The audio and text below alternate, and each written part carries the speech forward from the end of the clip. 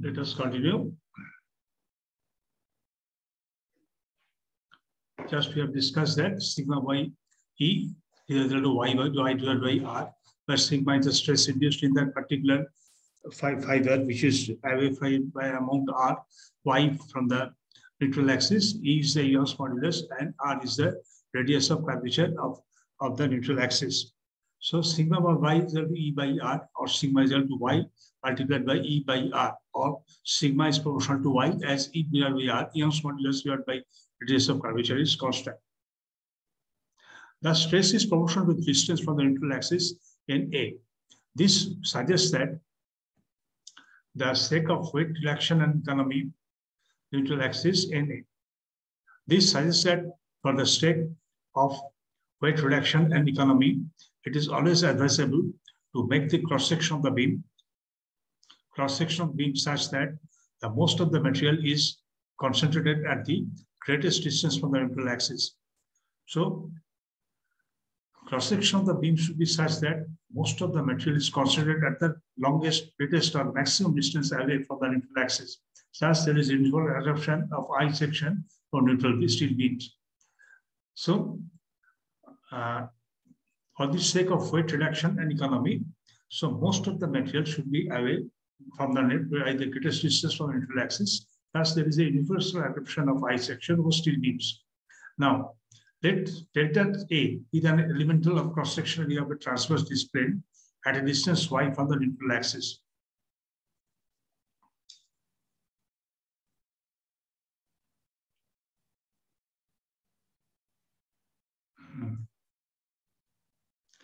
For pure bending, the normal force on the section, is equal to 0. And normal force of the section is supposed to be equal to 0. So sigma multiplied by dA, the integration of all these stresses multiplied by the area, elemental area over which it is acting, and integrating all of them, it is equal to that 0. So sigma, if you put the value of sigma is equal to E divided by y into r, E divided by r into y into dA is equal to 0, and E by r is integration of y into dA is equal to 0. So integration of y into dA is equal to 0. If this indicates that the neutral axis passes through the central of the section. This indicates neutral axis passes through the central of the section, means distance of any neutral axis from the neutral axis is equal to 0. Summation of all the distance of the neutral axis is equal to 0, which means all the neutral axis passes through the center of the section. Also, the bending moment, the moment of the normal axis of the bending moment is equal to moment of normal forces about neutral axis, moment of all the normal forces acting on the beam about the neutral axis. So M is equal to sigma into dA multiplied by y, or sigma E divided by r into y into dA into A. So E divided by r into integration of y square dA, where I is integration y square dA and is known as moment of inertia, or second moment of the area of the system. And moment of the area multiplied by another distance, which is called second moment of the area for our destination, it is defined as second moment of the area, or the moment of inertia of the section. So this thing will become sigma divided by y, m divided by I is equal to E divided by r. So here m divided by I is equal to E by r is equal to E divided by r. Conventionally, y is taken positive measured outward this from the section of curvature.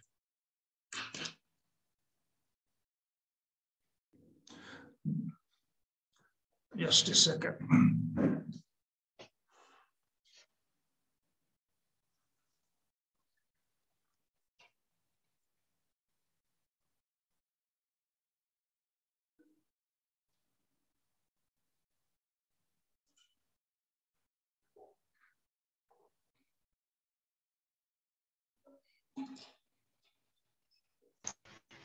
Sir, there is one more lab going on, sir, for civil.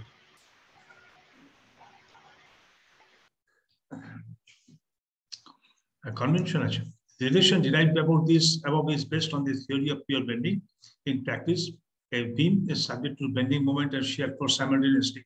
But it's also observed It will be observed in the next section.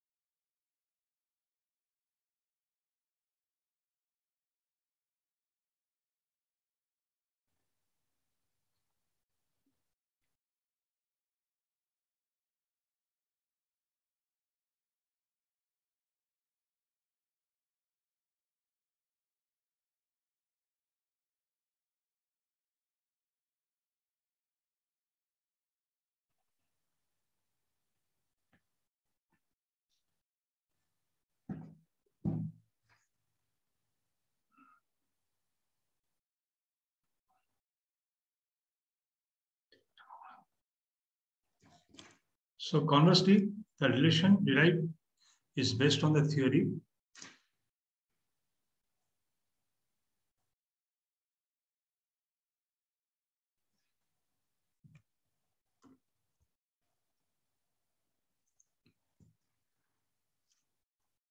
It is also observed to be that the most in the cases in the continuous loading, the greatest bending moment occurs when the shear force is zero, which corresponds to the condition of mere bending or simple bending. Most cases continuous loading, the largest bending moment occurs when the shear force is zero, which corresponds to the condition of pure or simple bending. Thus, the theory and the equation obtained out can be safely used with a reasonable degree of approximation for the design of beam and structure.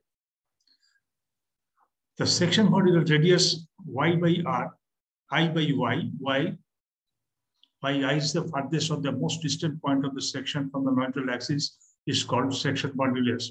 This is represented by z. By z is equal to moment of inertia over the neutral axis, distance of the farthest point from the neutral axis. Thus, m is equal to sigma I by y, sigma into z. The moment of resistance, the maximum bending moment which can be carried out by unit section for a given maximum value of stress is known as moment of resistance.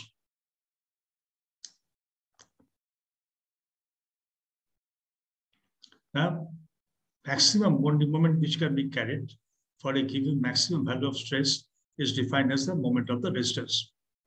Okay, I'm stopping the class here now as Civil is engaged in some other work, some other job.